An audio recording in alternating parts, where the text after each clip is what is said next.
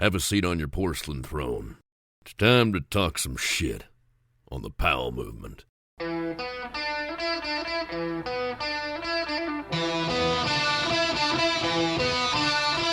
Welcome to the Powell movement.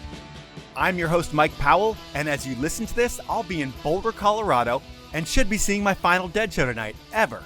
And I know this isn't the real Dead, it's John freaking Mayer, for Christ's sake. But that doesn't matter to me. I saw the Dead 3 times with Jerry, and to be honest, while I don't mind the music, I don't go for that. These days, I go to hang with one of my best friends from high school, the guy I first saw the Dead with, and I go to enjoy the parking lot. It's like a spiritual experience, and the music is the bonus part. It's a vacation from reality with my buddy Steve. Where am I going with this? Well, it feels like I've been taking a lot of vacations from reality lately, and it's starting to impact my workflow. See, I've gotten sucked into social media recently. And when I say I got sucked into social media recently, I'm always on social media promoting the podcast and scrolling through bullshit. But recently, over the past month, I've noticed that I'm spending more time than ever watching way too many reels. So now it's like I'm spending 25% of my day watching videos of Frenchies or pandas being cute, or apartment tours in New York City, or homeless people being bought lunch, or so many other random acts of kindness that usually end up with someone getting money and tickets to their favorite event. This is so much different than the negative stuff we looked at in the 90s, like the bum fight stuff that people sought out. And all of this content gets so many views, it's crazy. But when I think about these videos from a content and marketing perspective, they really don't do anything to make me want to buy a product or do anything of value for me, really. They just waste my time. It's like I'm entertained by meaningless crap that I'm never going to think about again. And then when I think about the content that I produce, it's the complete opposite of this. It's long format, it's researched, it's thought out conversations where the goals are for you to really get to know a person. But this week, I'm switching it up. And this episode is a bunch of different stories of some interesting things that have happened in skiing over the years. It's kind of like the short bursts of content that I'm getting on the internet lately, but a little different. The idea for this one came up right after my first episode with hot dog skier and entrepreneur Phil Sifferman. He was my guest on episode 315, and he's a fun storyteller full of ski history. A few weeks after our podcast came out, I was chatting with Phil, and I realized that there were so many other stories that he was a part of, inside and outside of skiing, that we need to have him come on the show and tell those as well. So this episode is a dive into some of the cool and odd and horrible stories that have happened because of skiing. I should also mention that during my recording with Phil, some of his S's didn't record for some reason. Don't worry, I was able to fix 90% of them, and I will tell you that it was the biggest pain in the ass of my editing career in podcasting, but I got it done. Before we get into it, I want to ask you to tell your friends about the show. Podcasts are hard to find.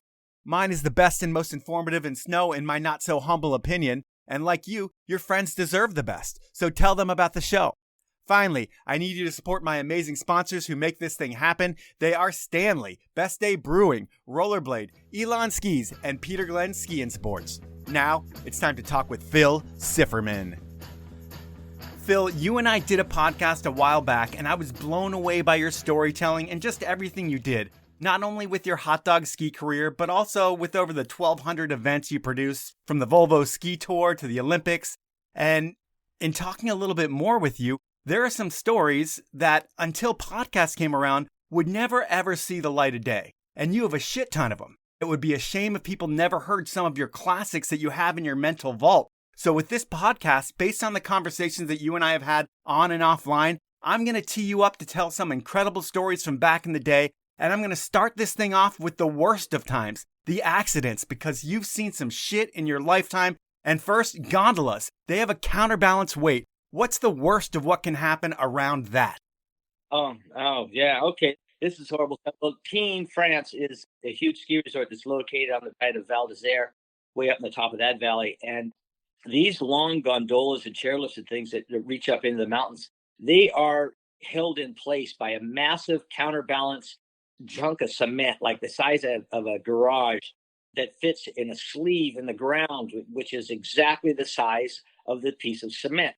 So here's this huge block of cement that the weight of that pulling down is what pulls that cable tight that keeps the bowl wheel at the bottom strung back, et cetera. So anyways, with that understanding of these long gondolas are strung up by the counterbalance of a weight, it was in Tignes, France, that they needed to do some repair work requiring to take the entire stress off of the cable.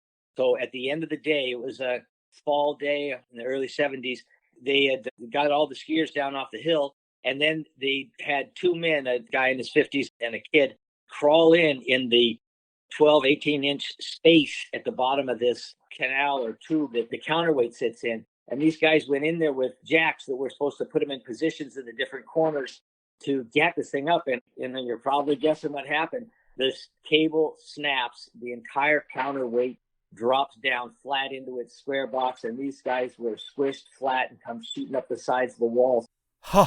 It was a tragedy, unbelievable. And we were every fall having our autumn camps up on the glacier there in Keene, and the town went into mourning. We went into mourning.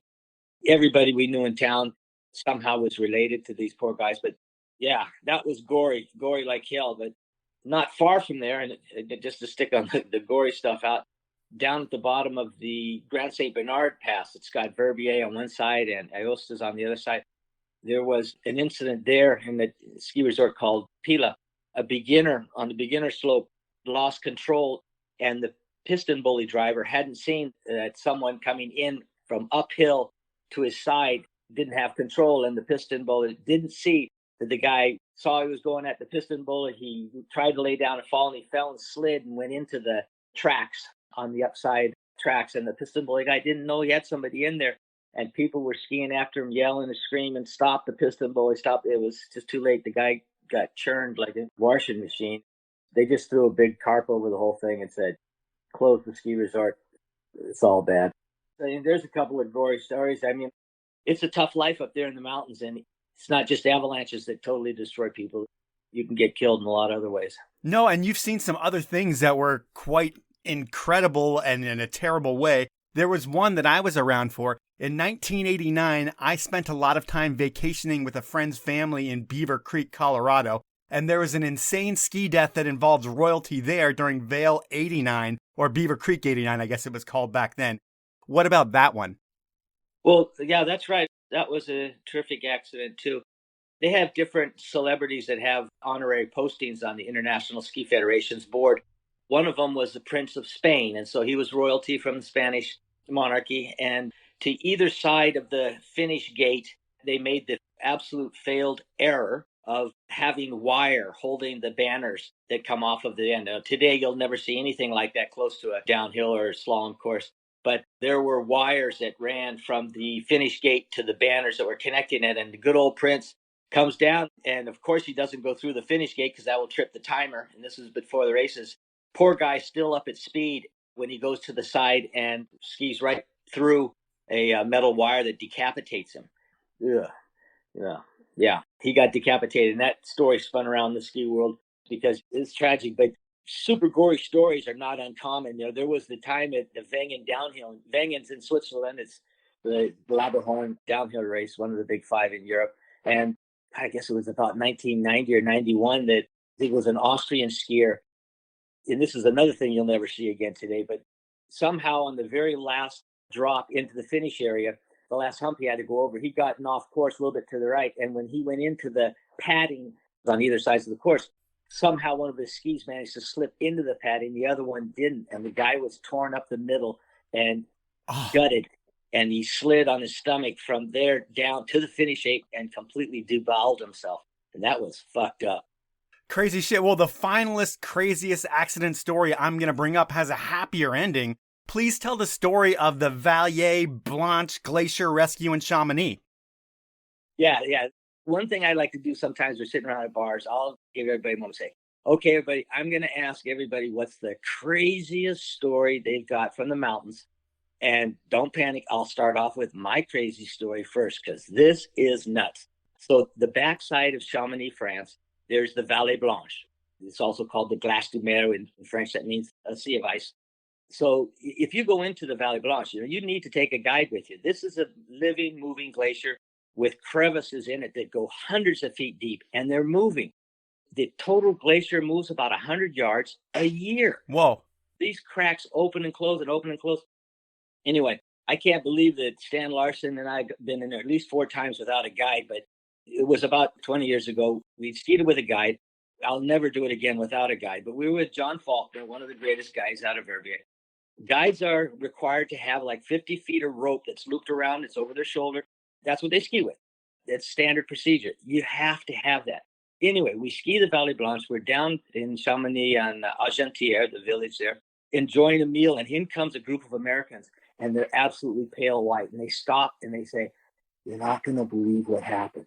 We're skiing the Vallée Blanche. There's 4 of us and the guide. The guide's looking over his shoulder. There's 4. He looks over his shoulder. There's 4. Looks over his shoulder. There's 3. They go, stop. Everybody stop. We're missing somebody." They start hiking back up the hill, and they see a track that stops following the guide, goes slightly to the right, and disappears into a fucking crevasse. They go, okay, holy shit. They call out, and they get an echo. And then somebody calls back. The guide anchors his rope, tosses it down into the crevasse. "Do you got it?" "Yeah." "Hold on." "Yeah." He starts pulling on the rope, and they pull, and they pull, and they pull. And arriving up out of the crevasse is somebody else. Somebody else was down in that crevasse. And he goes, thanks, man. Throw the rope down and get the other dude." And apparently what happened is before they had arrived there, some guy freestyling like Stanley and I used to do, skied into a freaking crevasse. And he's down there thinking, oh, geez, I wonder when somebody's come and help me.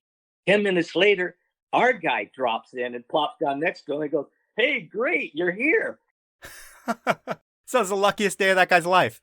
Yeah. So apparently the guy in the group that I'm talking about, he'd seen a track and, not paying attention. He followed the track that was the guy that went into the crevasse, went in and got out. But both guys successfully came out of the crevasse. But I tell you what, they were absolutely paralyzed with disbelief. Wow, what just happened? Yeah, that's amazing that they both were able to live to tell that story. But really, your career wasn't all doom and gloom. You were a hot dog skier at a time when the sport had found mainstream success, and you were involved in some of the big behind-the-scenes stuff when you were an athlete. Will you tell me how a 1978 beer-drenched all-nighter resulted in the International Freestyle degree of difficulty methodology for event judging that's still used today? Well, that place is Kaprun, Austria, located in Salzburg land. We hosted freestyle ski camps there for years. And the big German star of the sport was a guy named Fritzi Garhammer. Many you might know or not know. He did the Willy Bogner Fire and Ice camera work and so much stuff. So Fritzi hosted these camps. And back then, freestyle had yet to be established as an FIS governed event. There was the PFA tour in America, another tour in Europe, and they collaborated one way or another, but it was just being accepted to the International Ski Federation and would be on its way to becoming an Olympic sport. So I'm sitting there one night with Fritzi Garhammer, Hanno Trendl, and myself, and our favorite beer at the time was a dark German beer called Dunkels beer. And we sat down because we needed to figure out how to standardize the degree of difficulty rating for if a guy goes off a jump and does a single flip. Okay, what's the degree of difficulty? Let's say 1. If he goes a double flip, okay, 2. Then if he does one with a twist, well, 2-point putt. And we went on and we argued the elements back and forth. I mean, a forward flip, is that as easy as a back flip? No. So degree of difficulty, higher. And we argued this out at midnight and 1, 2, and I think it was 4 a.m. And the case of beer was, and these beer bottles, this is Bavarian size, big bottles of beer.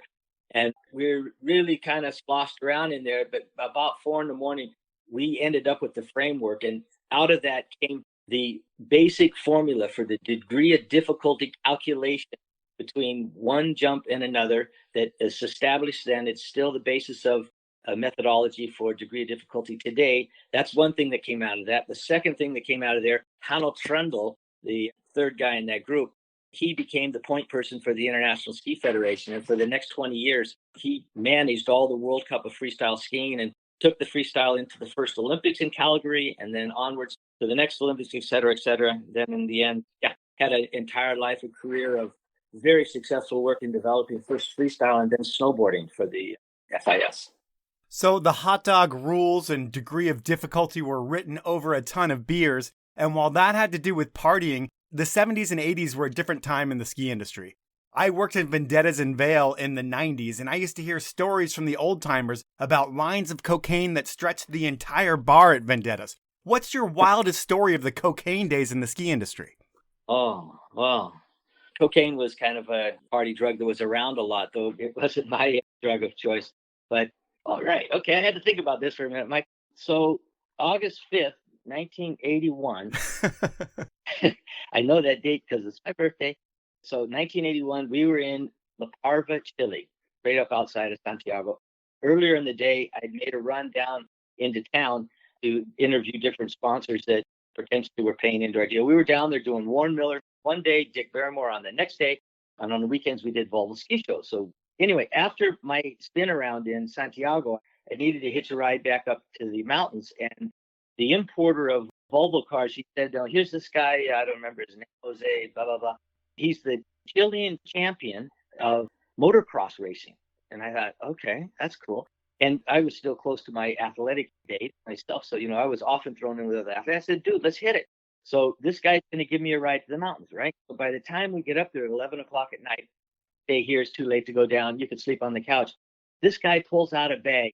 It was the largest quantity of cocaine. And he puts it on the table and then takes a spoon, not a straw, and he doesn't make a line. He just took a spoon and he dug it into this mountain of coke and just flashed it, just kind of threw it towards his face and wiped his face a little bit. And yeah, so he must have took a gram, threw it in his face, and then scooped up another gram, threw it in his face, put the spoon down, went over and laid down by the fireplace, and he was done. And I'm sitting there looking at a mound, an absolute mound of coke, and most of the ski on the bed. We'd rented the chalet, and I sat there with this mound of coke, looking down over the lights of Santiago. I tell you what, I think that's pretty much the last time I ever took coke myself, because my sinuses, were ruined. I was grinding my teeth for the next 2 days, but I could say that because I think that's the time when I said, dude, I can't do this. But yeah, that's probably the biggest coke story I can come up with. And that's a good one, but it was pretty popular for about 10, 15 years in the ski industry, a lot more popular than it is today. Would that be correct? Yeah, I think for me it was something that was really trendy, but coke, even like strong pot, is a little bit demanding. If you take it, you get the spike, but then you need to take it again.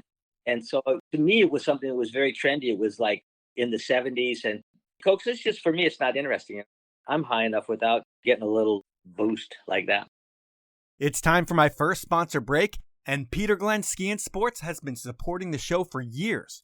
And they're your one-stop shop for all of your summer needs. Think inline skates, wakeboards, water skis, bathing suits, footwear, travel wear. Yes, and even though it's summer, Peter Glenn always has the best prices on ski and snowboard gear. And not only do they have all the brands, Peter Glenn has been getting people out there for over 70 years, and their knowledgeable staff will have you dialed with the right gear in-store.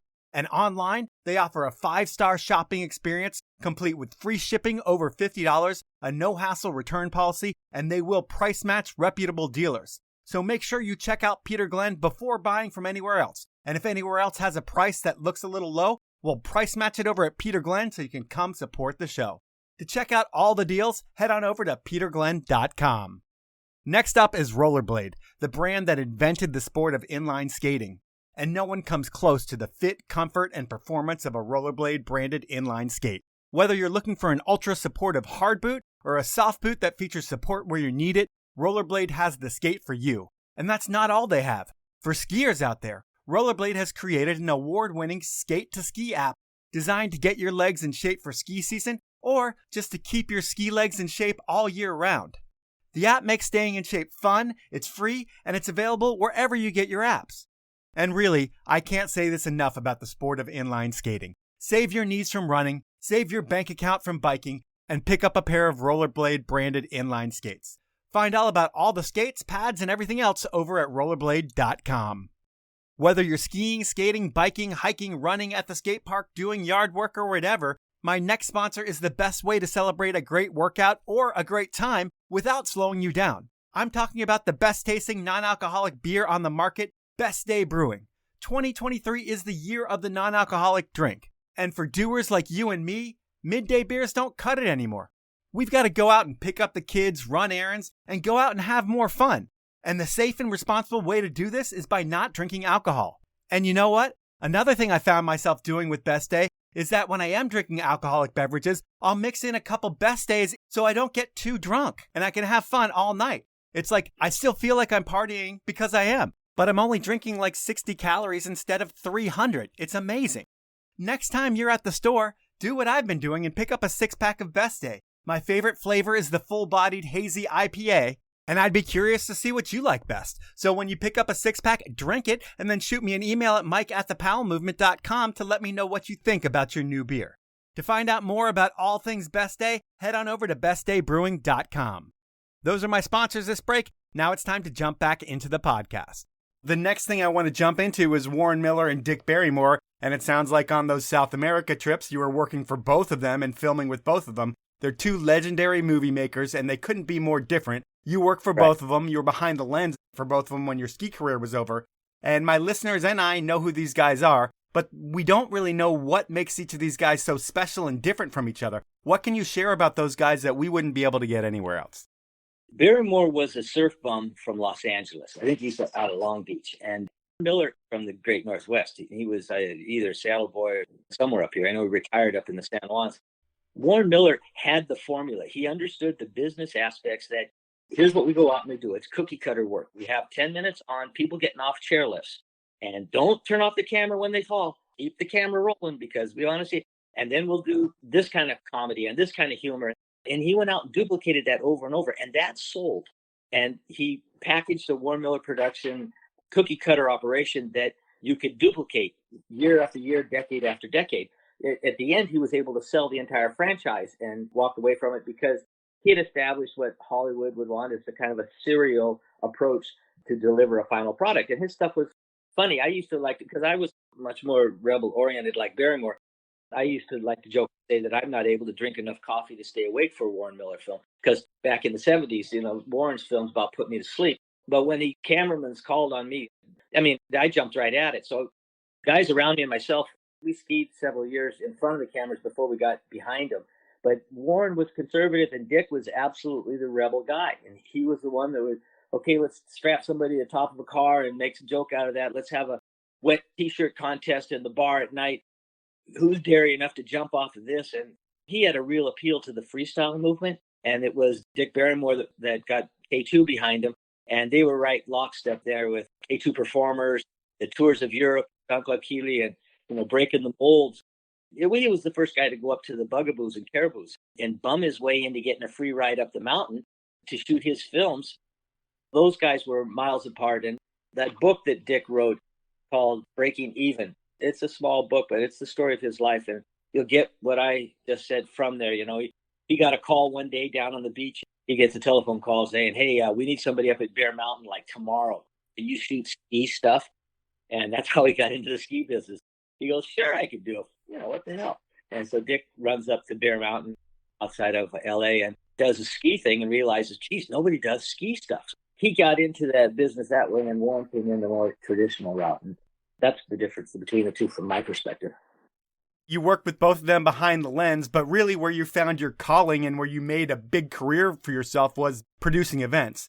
And we talked about your Volvo events on our first podcast. But what we didn't talk about was how challenging it was dealing with the heads of FIS at the top race venues in Europe while being a wheeling and dealing hot dogging American. What was that like? You kind of touched on a few different points there, but being a freewheeling American in Europe would be the first thing I'll try to address. The way I managed to be successful in the marketing world is the fundamental difference between Europe and America is that Europe, they're very colloquial in that you don't have German promoters operating in France. Italian promoters operating in Sweden or Swedish promoters operating in Spain. They just don't. They're into their own segment. So if I was an English promoter that was trying to get things done in Austria or Germany, it would be with a lot of skepticism that anybody even take a meeting. But because I was American, it was, an American promoter. Let's hear what he has to say.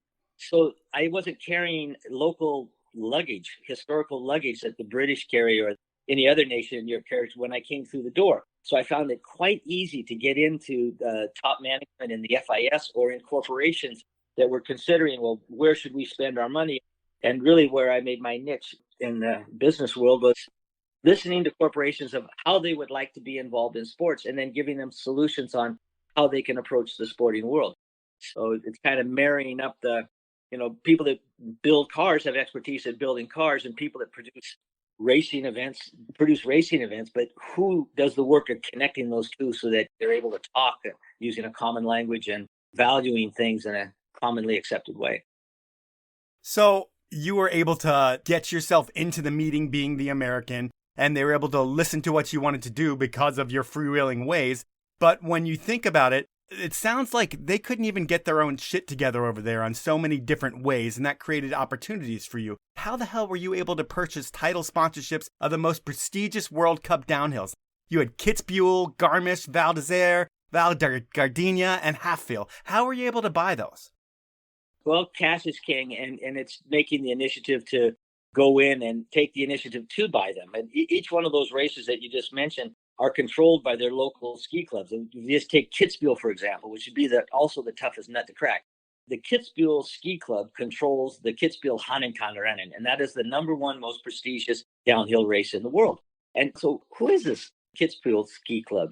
Who are these guys? Well, I tell you who they are. It's the owner of the butcher shop, the baker, the candlestick maker. And these guys in the summertime have got cows moving around all their different pastures all over the field.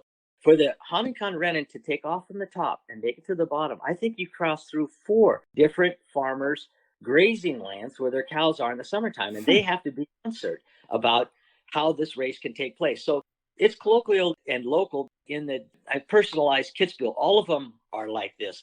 If you want to penetrate that, you've got to make an appeal to their ski club, the Kitzbühel Ski Club, for example, and say, gentlemen, I think that we can bring X amount of money, which would be of benefit to your race. When I bought the Kitzbühel race the first time, in whatever it was, 87 or something, when I bought it, when I brought in the financing for the title sponsorship, which would give me access to basically 1/3 of all the signage on the slope and the premier 1/3 of all the signage on the slope. The approach is, gentlemen, I've got a backer here. I understand that you're receiving $600,000, let's say, for the title sponsorship of this, but we think this event's got a lot of places to go. I will offer you $800,000 for it. And to be successful, you have to do your research to know what other sponsors will refuse to pay. And that's how I did. I scout around and say, what's the maximum that, Grundig was a big sponsor for years and other companies are sponsoring. And I go through my little network, find out what is the amount of money they will say, hell no, I'll never pay that. And that was my target. I'd go out and get that much money. So I was for sure to beat them. And I didn't go in and buy them with my money, Mike. Well, only once or twice. But I'd go buy them with somebody else's money. I'd see that there was an opportunity available, and I'd go back to Volvo or whoever I was having a good connection with, and I'd say, listen, if we go in and we offer X amount of money, we can get the title sponsored, we'll get 1/3 of all the signage on course, we could do this, and this. Give me the green light on X amount of money, and I'll get this. And I always got it. I don't remember not getting the green light. You just package it up right, bring it to it. So I was fully financed right up into the Olympics. That's where I paused because 1988, they announced that Lillehammer would be the 1994 Olympics. And that very next day, I went out and made every effort to buy as many events at Lillehammer as I could, pre-Olympic events, because I knew I could resell them. When you bring up Lillehammer, it's definitely a little bit before I want to talk about it, but I do have one question regarding that games, and it's more regarding the medals there, because I don't understand this, but I know there's something behind the scenes about it. What's the story of Norway purchasing Olympic medals at the Lillehammer Games? Well, that's the sensational thing that I like to throw out there just to say something sensational. But money buys medals. That's the way it is. And this is what I mean. In 1988, Lillehammer gets awarded the Olympic Games for 1994. So what the government of Lillehammer does is it goes to the ski federation and says, okay, who's the top guy? Jack Mo, this guy, that guy. You people will now go to the Olympic Center. We will build a $40 million Olympic Center in downtown Oslo. It'll be up here in the hill. You people will no longer go to your jobs. You will report to the Olympic Center. Here's your trainer. Here's your nutritionist. Here's your orthopedic. Here's your masseuse. And that's how it goes. And this wasn't obvious to me at first, but it was on a hot summer day, somewhere around 92, it was a couple of years before the Olympics. And I was in downtown Oslo, stuck in traffic, and it was hot like hell. I was driving up to Lillehammer like I did every second week for years, and looking around, and you've probably seen that guys that train on cross country can go cross country skiing on skis that got wheels on them. You ever seen that, Mike? Yeah, so here's a guy, he's got his cap on, he's got his jacket on, and I just see his head and his chest, and he's moving in these trudging, grunting motions. I just see his the upper body as he's going past cars. I'm going, guy cross skiing in the middle of summer. Okay, I get it, but why is he laboring like he is? And as he pulls into the open, I can see him. Dude has got a leather vest on with a chain attached to the back. The chain's about 20 feet long, and it's attached to a tractor tire. Dragging a tractor tire through downtown Oslo. He's about 4 miles away from the Olympic Center, which is all uphill. And it's like 8 o'clock in the morning. That dude must have been the guy that won that gold. Lundberg or Mo. And this was years before the Olympics. They are no longer at work. They're getting full pay. They have every resource available. They're staying at a multi-million-dollar training center, and they train all year long. Before the Lillehammer Olympics, Norway never won more than 11 medals in Olympics. At the Lillehammer Olympics, they won 28 medals. Whoa. If you plow in enough money and you get everybody working out for the 6-7 years leading up to the event, you're going to have a lot of people on the podiums. That's incredible. So in looking at the people you've had to deal with time and time again, FIS has shown time and time again that they don't really get it. They're semi-incompetent. And if that's not bad enough, the IOC is all of that, but they're way more corrupt, it seems like. But when I say corrupt, I really have no idea what I'm talking about because I've never really been around it. I just hear things and I read things and whatever. But can you explain the first time you realized that the IOC can be dirty? Each country has its own inherent boundaries of how far you can bend and break rules. So there's boundaries that are variable and they're changing everywhere. I know that's totally avoiding the question, but that's really the answer. I mean, the IOC is not that they're corrupt. The IOC was restarted by Coubertin, 1898 or something like that. It got rebumped. And from 1898 up until 1988, any place the IOC went, they bankrupted that town. So allowing the IOC to come into your city and produce events, that was an act of suicide because you were going to be bankrupt. One of the biggest bankruptcies was the Montreal Olympics. And it was after the Montreal Olympics, it was bankrupted by the International Federation, all the costs it had around it. That's when they didn't have anybody that would take it. And Uberall, the commissioner of the American Baseball League, he stood up and he said, look, I'll take the Olympics, but here's the rules. I will build no new stadiums, no new freeways. We'll do it in Los Angeles. And he just ran it like an American franchise operation. And the first Olympic event that made money was the Los Angeles Olympics in 1984. And that changed the paradigm. So they needed to change drastically. And it was right about this time that they took on some of the marketing people that came over from the West Nally Group and from the Adidas marketing department.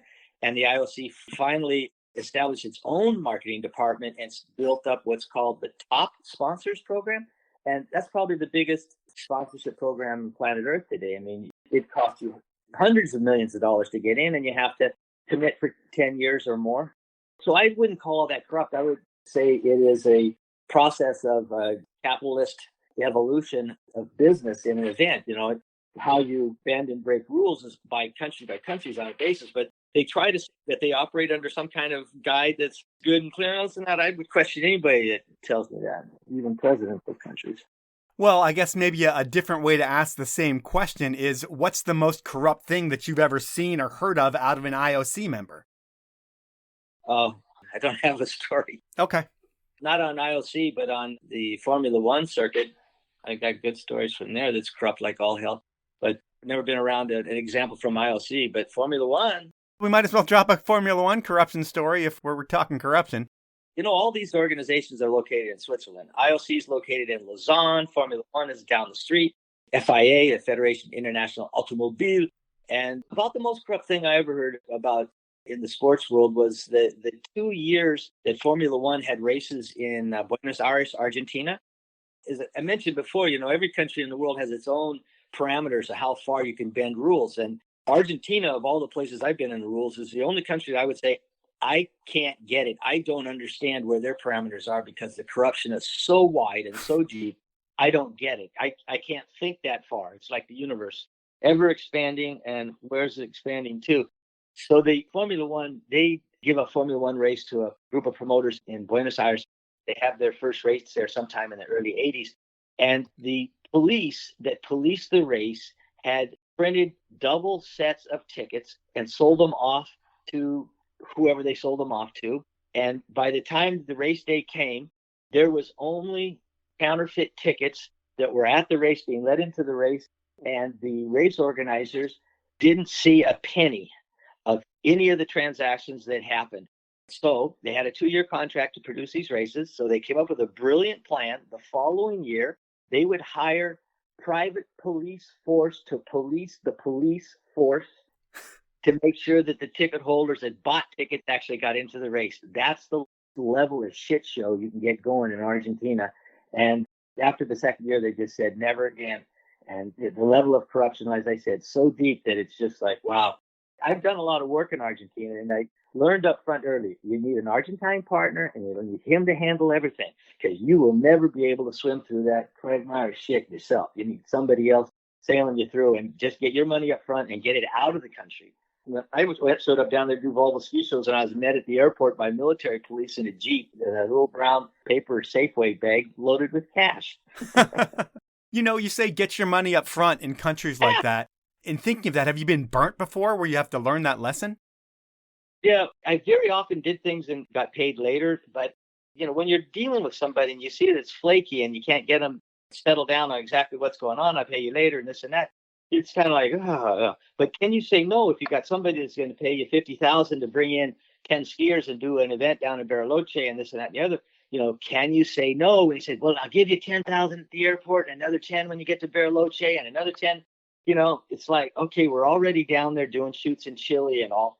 The risk is really only getting on a plane and flying to Buenos Aires. So I said, dude, when I get off the plane, you're going to hand me 10 grand or I'm going to go back and get on the plane.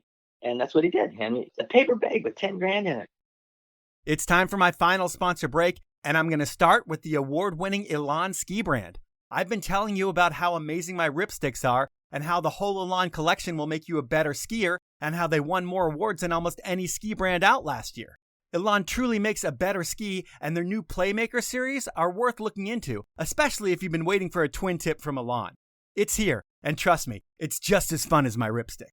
And to tell you the truth, I'm lucky to have Elan supporting the podcast this summer. Elan doesn't need to support snowboard or summer episodes, but they support this show because they believe you need to hear the best content in snow, and they want to support me. So I'm asking you, when you're looking for skis next year, give Elan a try, and I guarantee you're going to become a believer. There's a reason why Elan's building a cult following in the States, and once you get on a pair of their skis, you'll realize why. They'll make you a better skier. To find out more about all things Elan, head on over to elanskis.com. Next up, it's Stanley. And summer's finally here, and if you're like me, you like to get outside and go camping, paddleboarding, head to the beach, go adventuring. And to do all of that like a pro, I highly recommend heading over to stanley1913.com. There, you're going to find all of your camping and adventure needs, along with that iconic water bottle that keeps your water ice cold and your coffee piping hot for hours longer than the competition. Stanley invented the category of keeping things hot and cold over 100 years ago, and they continue to innovate. And since I want you to have the best, I'm going to save you 30% on all Stanley products. All you need to do is head on over to stanley1913.com, go shopping, and when you check out, use the code pmovement. That's all one word, all lowercase, and you'll get the best deal you find for Stanley on the internet. Those are my sponsors. Now let's jump back into the podcast. While the IOC should always make sponsorship a layup for them, a lot of people should want to spend their money with them. It sounds like there's a time where they don't have sponsors lining up and they have to call you to save IOC global financing. What's the story behind that? Well, not me. There was a freestyle skier. He's probably the most famous of all the marketing guys that came into the IOC, and his name's Michael Payne. He's an English entrepreneur. He's a freestyle skier. Was a UK champion of skiing, and he went to the Sarajevo Olympics. He was working for the West Nally group back in those days, and Stan Larson was shooting film for Dick Barrymore, and Michael Payne was in there for West Nally. And up until that time, up until the Sarajevo Olympics, the IOC didn't have a marketing department per se. They counted on the Adidas company. Adidas deal would say, look, we will do this and that and all this marketing, and we'll give every athlete that gets awarded to go to the Olympics a parachute. We'll do this and that. Let us look after your marketing needs. And so it was a very amateur-run operation when the IOC, and this is my opinion, but when Michael Payne and West Nally group got into Sarajevo, they managed to approach the IOC and said, gentlemen, we need to sit down and create a marketing department. We got to turn this into a powerhouse. And that's what they did. And they created the top sponsors. The phenomenally successful world of the IOC today is pretty much thanks to freestyle skier Mike Payne that ran the group. He negotiated all the big deals. And when he retired from being on their marketing team, he got the Olympics for Brazil. And then the most recent one was bringing Google in. That year that we were making up the rules in Caprone, drinking Dunkel's beer, Michael was right down the hall. He's one of the guys who was there every summer doing his freestyle stuff. And he really went on to be a big star. And then another one of the groups there was Thomas Uberall, who's also from there. And today he's the head of Red Bull marketing. And anything you see Red Bull, Formula One, you name it, it's another freestyle skier running that show. So there's a few freestylers that have really contributed to the world of sports. And when you think about it in terms of raising money, buying events, and doing all these different things, when the event actually comes to town and it's event day, do you have the rock star front row seat to everything? Like, is all your work done and you just get to enjoy the fruits of your labor at that point? I'm not a front row guy, but the pleasure that you feel when you're standing back and looking at it all unfold. No, I never had a need to want to be sitting down in the front row, because the joy of the whole thing is the journey of getting there, to watch the people come. My motivation is I want to see people enjoy the sport and be entertained by it. And my entertainment is the journey to get there. I don't need to be in the front row and watch the event take place, which is a reflection of my whole attitude towards sports. And I ran into owner of the 49ers a few years back, and he said, "Oh, you're from Seattle. You must be a Seahawks fan." I go, "Well, actually not.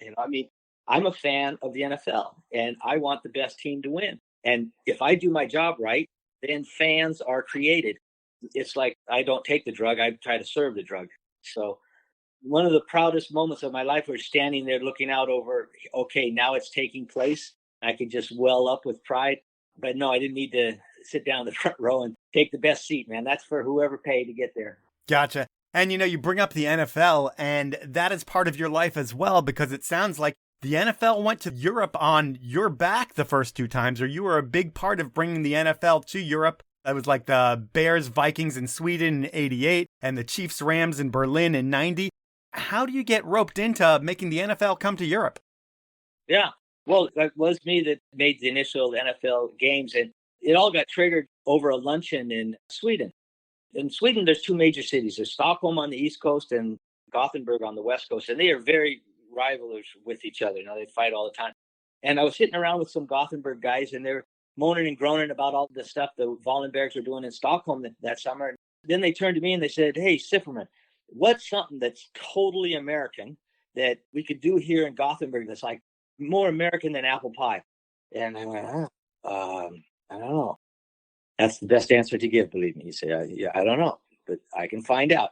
Let's talk about this." I said, "Does Gothenburg have a sister city in America?" "Oh, yeah, our sister city, Chicago." "Oh, okay." I said, "Is there anybody from Gothenburg that's like hit it big in America and he's very successful?" They said, "Well, yeah, big Carlson, very big, very successful." "Well, where's Carlson?" "Well, he's in Minnesota and he's got a travel agency." By the end of the lunch, Mike, I said to these guys, I said, "Okay, get a hold of the mayor. I want to talk to the guy in Chicago, find out who the owner of the Chicago Bears is, and get a hold of Carlson in Minnesota and see if you can get the number to the owner of the Minnesota Vikings." By the following day, I'm talking with Mike McCaskey of the Bears and the Vikings. And I said, "Gentlemen, I've got an idea here. What about a game in Gothenburg, Sweden in August of 1988? And they went, "You got to be kidding me. I'd love to do that." That's how it got started. And the next call was to Pete Rozelle, the commissioner of the NFL at the time, not by me, by them. And they said, "Pete, put the Bears-Viking game on the schedule for Sweden, blah, blah, blah." And then the NFL has a freak out because who the hell's the promoter off in where? Europe? Bringing over a couple of our teams? It was 86, I think, that the Bears won the Super Bowl. So, they were on top of the game with all the big names. So anyways, that's how it got started. And that summer, we not only had the Bears and Vikings for a preseason game in Sweden, which was very successful, but 1 week leading into it, we got a Good Morning America show signed off for it too. So, and they did a live broadcast from Sweden. The first time they did international broadcast of Good Morning America back into the States. That was a killer thing. And that's how it got started. But the real big stuff happened when they came back. Now the NFL was saying, okay, they've got a promoter that's doing stuff. We got to keep an eye on this guy, keep a handle on him, because they don't let promoters get a hold of NFL games. The following year, 1989, I was asked to do the event again. And the guys I was talking with at the table were Volvo executives. And so I had Volvo backing behind it. When I spoke with the Bears and Vikings, I said, well, what does it take to get you guys over there? They said, well, we have to fly in separate jumbos, stay in separate hotels. We got to be there for a week. And we've got to bring our families with us. We're approximately 150 per team, 150 persons.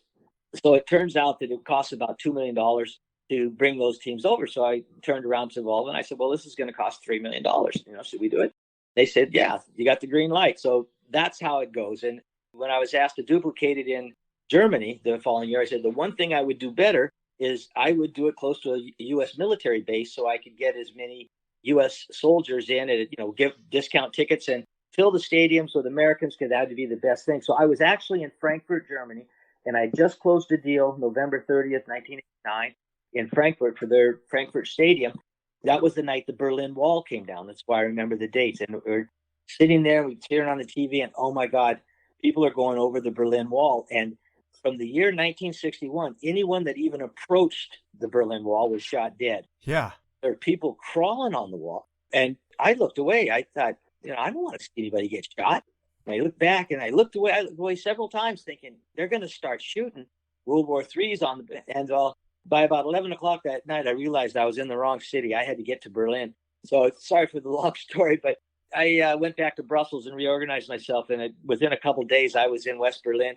There was like 4 or 5 holes punched in the Berlin Wall. And there had not been an international event in the Berlin Olympic Stadium since the 1936 Olympics when Adolf Hitler hosted the game. Whoa.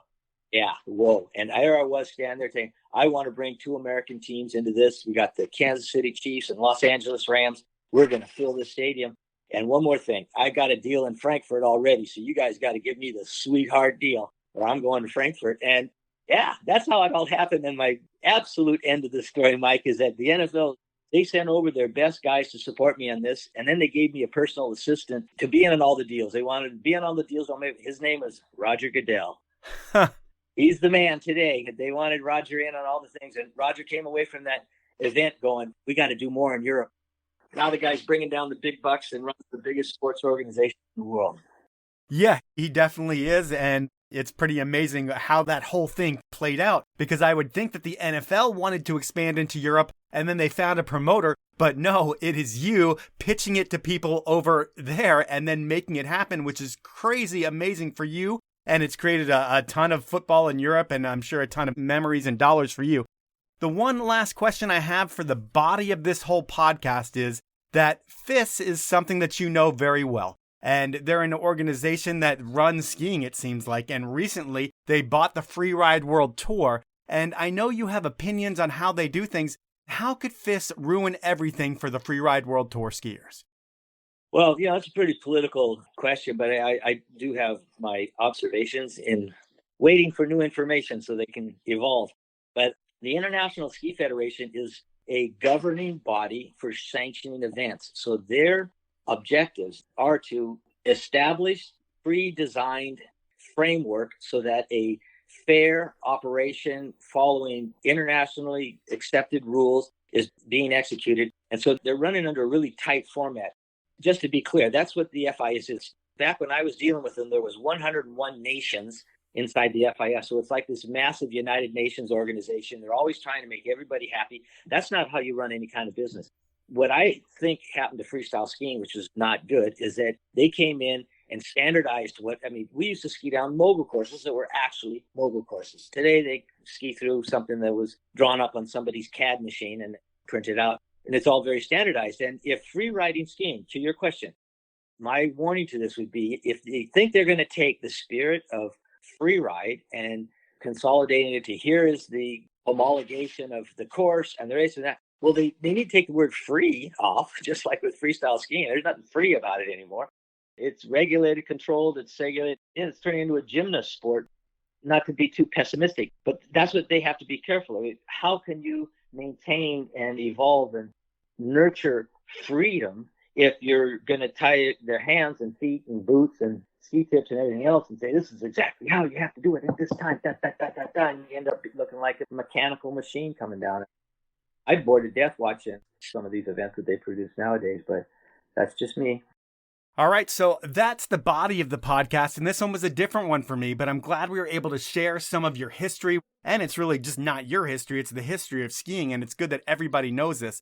Now it's time to put you in the hot seat again for inappropriate questions. Oh, no. Yep, and this time I'm the one asking the inappropriate questions, and question number 1 is, what does Playboy magazine and National Geographic have in common to you, Phil? A challenge. Because my dad told me when I was a kid, he said, son, what do you think of Geographic Playboy magazine? I said, I don't know, Dad. I don't know. I've never seen one. I don't know. He goes, right in there, you're going to see a lot of places you ain't never going. He couldn't have been more wrong. So the first playmate that I dated was July, Jenny Tamburi out of Rome, Italy.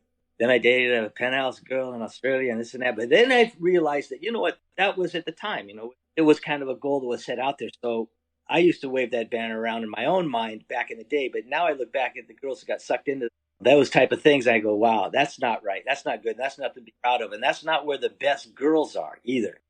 My learning thing was that, okay, you can play around and chase down the beauty queens that are being taken advantage of, but that's not where the real good girls are. I found the real good girl when I was shooting for Warren down in South America, and I've been married to her for 42 years now. All right, so that's question number 1. I'm going to go with question number 2. And while you did find the one in South America, I'm going to talk about a different time. It's season closing week. What's your 7 for 7 story?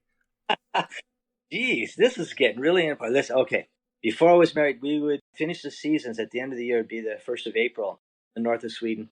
We call it Ara, but in Swedish is pronounced Ore.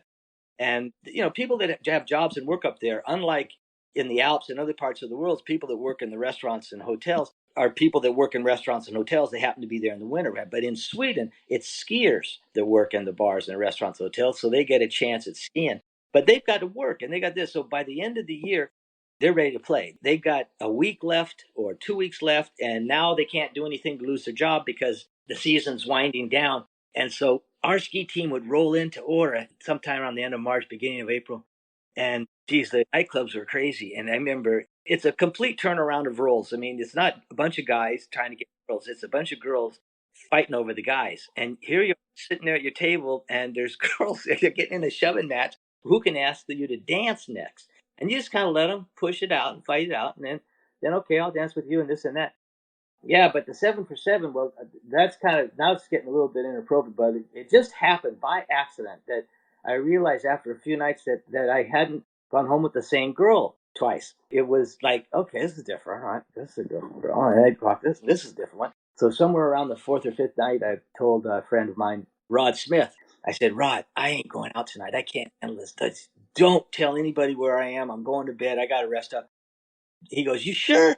You sure? And I said, only if it's exceptional. Just if it's exceptional. Well, anyway, about 1 a.m, I hear this tapping on my window. And this is impossible because I'm a second floor to the backside of the hotel. And I look outside, and some girl has put a garbage can on top of a crate, on top of something else, and she's tapping. And the story goes that Rod saw her in the bar, and one girl after another was saying, where's Phil? Where's Phil? He goes, he's not here. He's not here. Finally, he saw one. He said, he's not feeling well. Oh, no, where is he? Oh, he's back at the hotel. Well, what room is he in? And so when he didn't get an answer at my front door, she found her way around to the back. That's the funny story from that. And I think that was either number 5 or 6, but there was a couple days left in the week, and it ended up being 7 for 7. I thought, man, am I so easy? That's an amazing little run right there. And for your final inappropriate question, what's the most inappropriate joke that you've played on another skier? Oh, no, not me, but I tell you what some Idaho kids did was not right. So the Idaho Spuds, that would be Bob Lagasse and Dan Herbie out of Coeur d'Alene, Idaho. They were on our Volvo Ski Show for years, and these guys were jokesters. They could play jokes. And I got to tell you 2 things that they did. The worst one they did, there was a German freestyler we had for a while that these guys didn't like at all. And during the daytime when we were up in the hill, one of them had gone into his room, flushed the toilet and turned off the water to the toilet, flushed it so it was dry, then left a big load in the toilet and then put a business card in the load. And I thought, dude, man, that's some fucked up shit. So I befriended the German guy, made sure that he was welcome and this and that because he didn't catch the humor at all. But the following year, we're down in Queensland, New Zealand, and we're in the hotel, and the pool outside the hotel had frozen, so it was ice on top of the pool, and everyone's jet-lagged as hell because, it takes 18 hours to fly down to New Zealand. And I hear the guys are rallying up. It's sometime in the night, and then they're whispering around, we're going to go grab Bob and toss him into the frozen pool. I hung in with this because I had to make sure this didn't go the wrong way. So Bob's buddies go into his room, creep in, he's sleeping there in bed, and jump on him in the bed, wrap him up in the blankets and sheets that he's sleeping in, right? So he can't get out. So he's wrapped up like a burrito, go through his door, which goes straight out to where the pool is. It's frozen. They go 1, 2, 3, and they toss him wrapped up. I'm standing there the whole time going, if he doesn't come out in about 2 seconds, I got to go in because I can't get skier. It was the funniest thing I ever saw. They broke through the ice, went down under, struggled like hell to get out of the blankets, and then burst out of the pool. It was great. That's amazing. I'm going to have Bob Lagasa on the podcast at some point because I hear he has so many crazy stories like that of jokes that it's going to be a really funny podcast. But Phil, that's Inappropriate Questions, and that's our podcast. And for those that haven't heard your story, well, it's available on the podcast and you get a lot more of your hot dog history. But with this podcast, these are the stories that we're never going to get. And there's a chance that they would never be told. So I'm glad that you brought up the idea to do a podcast around the history that is only told by a guy like yourself who lived it all. Thanks for this, Phil, and thank you for your time. Thank you, Mike. It's a pleasure. So that was another hour with Phil Sifferman. And Phil is a pretty Jewish-sounding last name, but he's no tribe member. He's a Gentile. A Gentile who has run shit behind the scenes in skiing. To me, it was so interesting that he was the catalyst for the NFL coming to Europe. And what's really crazy about that is that Roger Goodell, a dude who runs the most powerful organization in sports and makes at least $70 million a year, was his assistant. So it was cool to hear that story and all the others from Phil, and I'm curious to what you think. Should I get more episodes from some other folks that I've already had interviews with and get the stories and history in skiing that haven't come up? Off the top of my head, I can think that Greg Stump would be perfect for this. So please let me know what you think and email me at mike@thepowellmovement.com. While you're at it, please star rate and review me wherever you listen. While I'm not sure how it works, it sure does help the show grow, and it's greatly appreciated. Finally, please support the incredible brands that make this show happen. They are Stanley, Best Day Brewing, Rollerblade, Elan Skis, and Peter Glenn Ski and Sports. Have a great week, everyone.